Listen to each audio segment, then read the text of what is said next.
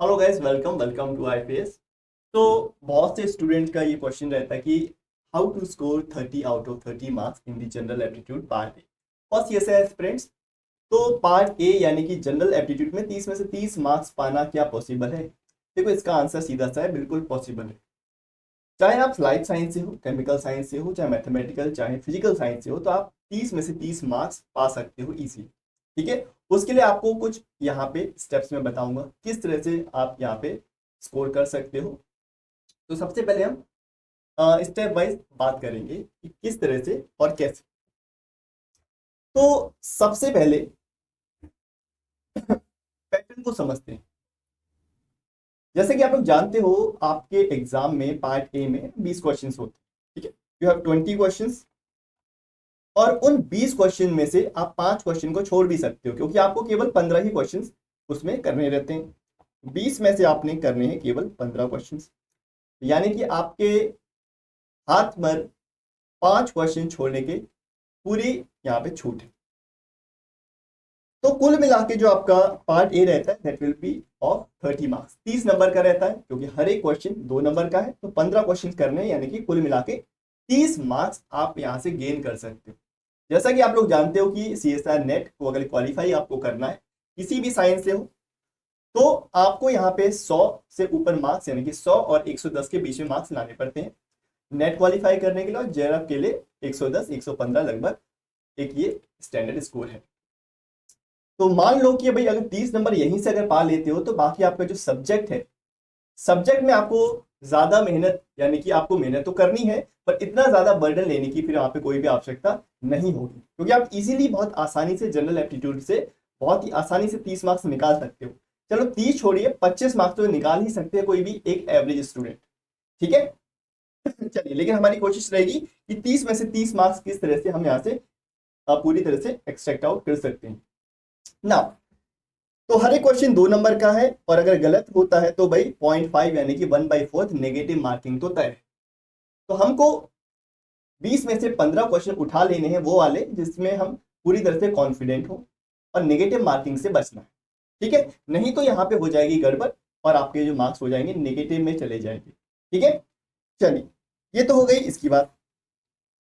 आगे हम यहाँ पे बात करने वाले कि क्या क्या वो स्टेप्स हैं जिससे हम 30 नंबर तक पहुंच सकते हैं। देखो, स्टेप वाइज बात करेंगे। सबसे पहले कि जो आपका जो सिलेबस है, उस सिलेबस के बारे में तो हम बात करेंगे ही। जो आप भी आपका सिलेबस है वो एक बेसिक मैथमेटिक कॉन्सेप्ट है, क्योंकि 9th 10th 11th 12th की क्लासेस से रिलेटेड है। खासकर फोकस करें तो 9th 10th के क्लासेस से है। Profit and loss, simple and compound interest, mixture and allegations and number system वगैरह वगैरह। ठीक है। तो ये बेसिक कॉन्सेप्ट आपकी जो 9th और 10th की क्लास में आपने पढ़ रखे हैं, तो ये बहुत ही अच्छी बात है आपके लिए कि आपने जो पढ़ रखा है उसी को आपको दोबारा से पढ़ना है, वो भी थोड़ा सा आपको ब्रशअप करना है तरह से। ठीक है। Next next is previous year question. मैं हमेशा से आपसे कहता हूं कि किसी लड़ाई को अगर आपको लड़ना है, जाना है, तो उससे पहले हुई हुई लड़ाइयों को आप पहले एनालाइज करो।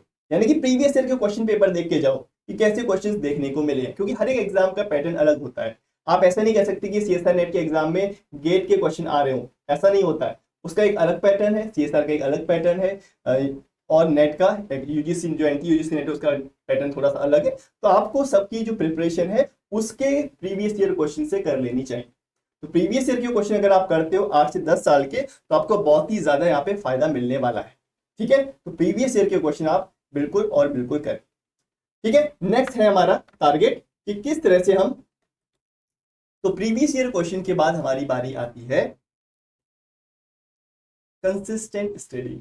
देखो, कितने भी आप प्रीवियस ईयर क्वेश्चन कर लो, लेकिन आप जब तक कंसिस्टेंट होके नहीं पढ़ोगे, कंसिस्टेंट का मतलब क्या होता है, यानी कि डेली कम पढ़ना है लेकिन डेली पढ़ना है। तो जनरल एप्टीट्यूड पार्ट ए के लिए बहुत से स्टूडेंट, खासकर जो फिजिकल साइंस और मैथमेटिकल साइंस के स्टूडेंट्स हैं, वो कहते हैं कि सर जो हमारे जो सब्जेक्ट है उसमें ही हमें टाइम इतना नहीं मिल पाता जिससे कि हम जो पार्ट ए को यहाँ पे समय दें। लेकिन आपको समय निकालना पड़ेगा, 1 घंटे का समय निकालिए, लेकिन पार्ट ए के लिए निकालिए, क्योंकि 30 नंबर आप समझ सकते हो कि 30 नंबर में बार बार इन्फेसाइज इसलिए कर रहा हूँ क्योंकि आप आसानी से वहां पे मार्क्स गेन कर सकते हो। दैट्स वाई आपको 1 घंटा कंसिस्टेंट होकर स्टडी यहाँ पे करनी चाहिए। अब जो अपकमिंग आपका एग्जाम आ रहा है उसके लिए आप यहाँ पे अभी से प्रिपेयर करना शुरू कर दो। प्रीवियस ईयर के क्वेश्चन करो, मॉक टेस्ट करो, और बहुत सी चीजें मैं बताने वाला हूँ।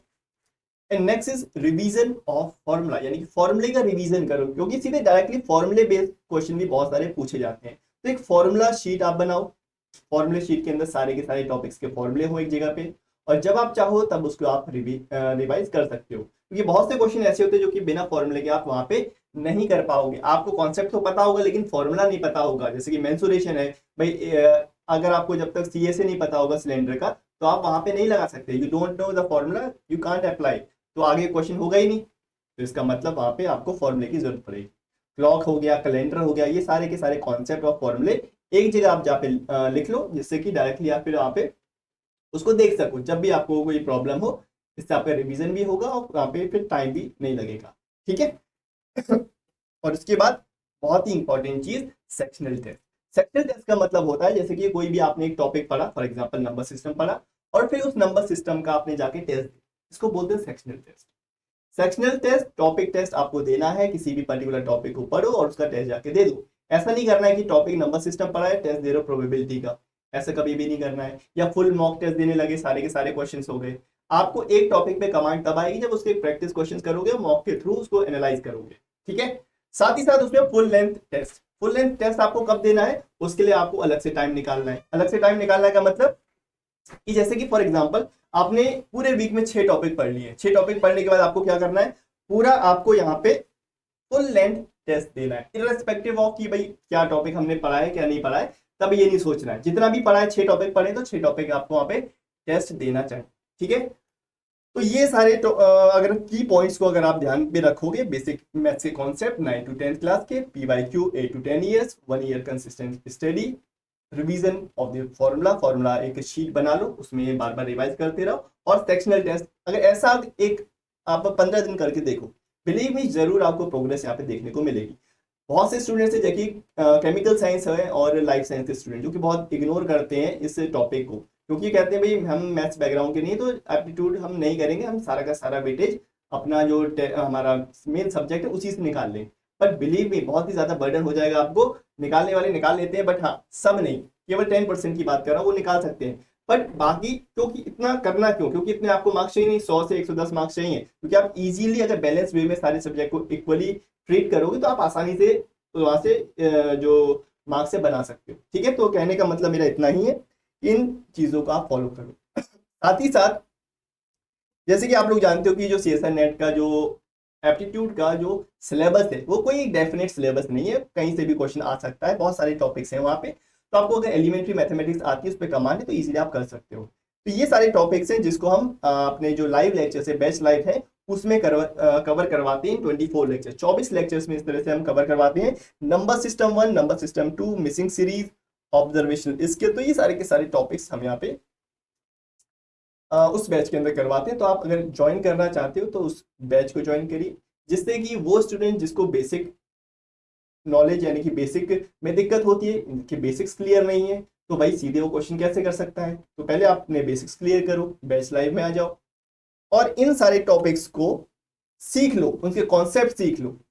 बिल्कुल जीरो से, मैं एकदम जीरो से हाई लेवल तक हम वहां पे बात करते हैं। ऐसा नहीं है कि भाई सीधे हम हाई लेवल पे सीधे क्वेश्चन प्रैक्टिस करने लगे। पहले बेसिक्स बताऊंगा, हर एक क्वेश्चन का कॉन्सेप्ट बताऊंगा कि क्यों हो रहा है, कैसे हो रहा है और इसको बेस्ट वे में कैसे कर सकते हैं। क्योंकि क्वेश्चन को करने के बहुत सारे तरीके होते हैं, लेकिन हमें वो वाला तरीका चुनना है जो कि एग्जाम में कम से कम टाइम में हमें आंसर मिल जाए, क्योंकि वहाँ पे 4 ऑप्शंस होते हैं, ऑप्शनल मेथड से करेंगे, बहुत सारे मेथड्स हैं, ठीक है। तो ये तो है आपका सिलेबस। एक बार आप फुल स्क्रीन पे चाहो तो स्क्रीनशॉट ले सकते हो, ठीक है।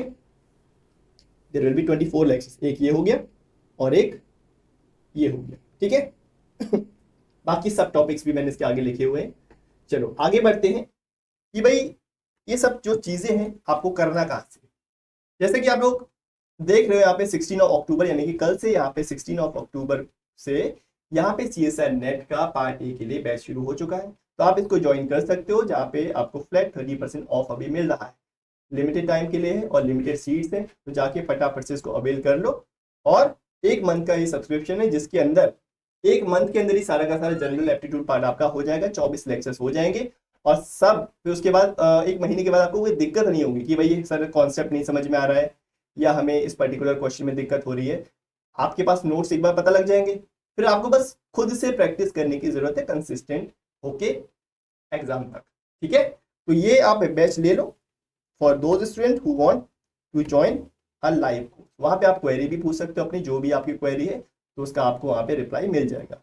लेकिन कुछ स्टूडेंट ऐसे भी होते हैं कि जो भाई जॉब भी कर रहे हैं, साथ ही साथ सीएसआई नेट का प्रिपरेशन भी कर रहे हैं। उन स्टूडेंट के लिए मैं बताता हूँ कि ये जो रिकॉर्डेड कोर्स है, इस रिकॉर्डेड कोर्स को आप परचेज कर सकते हो। ये मेरे तरफ से आपको सजेशन रहेगा। इस पे भी फ्लैट 30% ऑफ है। देखो दोनों में अंतर कुछ नहीं है, बस अंतर इतना है कि वहां पे मैं लाइव बताऊंगा, तो यहाँ पे आपको जो रिकॉर्डेड लेक्चर्स है वो मिलेंगे, दिक्कत कहीं भी नहीं आएगी। तो अगर ये लेते हो तो सारे के सारे फीचर्स वैसे ही रहेंगे। इसमें आपको दो तरह के सब्सक्रिप्शन मिलते हैं, एक तो 3 मंथ्स का, एक 6 मंथ्स का। जो भी चाहो आप ले सकते हो। तो आपको डीपीपी मिलता है, संडे टेस्ट मिलता है और पीडीएफ हैंडआउट्स मिलते हैं और बहुत सारे और भी फीचर्स हैं। एक बार जाके आप चेकआउट कर सकते हो ifsonline.com पे, अगर आप नए यूजर हो तो। ठीक है, तो ये सब चीजें मुझे बतानी है कि पार्ट ए के लिए बिल्कुल डरना नहीं है, और दूसरी बात उसको बहुत लाइटली भी नहीं लेना है, क्योंकि एग्जाम में क्या है, आपने थोड़ा बहुत अच्छे से पढ़ा होगा पार्ट ए तो इजीली क्वेश्चन बन जाएगा। बिल्कुल नहीं पढ़ा होगा तो बिलीव में आप जाके एग्जाम में कहोगे यार ये तो मैं थोड़ा सा पढ़ लेता तो ये क्वेश्चन मैं इजीली बना लेता। ठीक है, तो ऐसा लेवल रहता है। तो ये सब चीजें आपको थोड़ी सी देखनी चाहिए। तो बस मुझे इतना ही कहना था सेशन में कि हाँ आप 30 में से 30 स्कोर यहाँ पे कर सकते हो। और बाकी लाइव लेक्चर्स हमारी यूट्यूब सीरीज भी चलती रहती है 11 AM पे, सुबह 11 बजे, तो आप वहाँ भी ज्वाइन हो सकते हो। ठीक है, बिल्कुल एकदम फ्री क्लासेस रहती है वहाँ पे। तो चलिए मिलते हैं क्लास में, तब तक के लिए thank you so much and happy learning.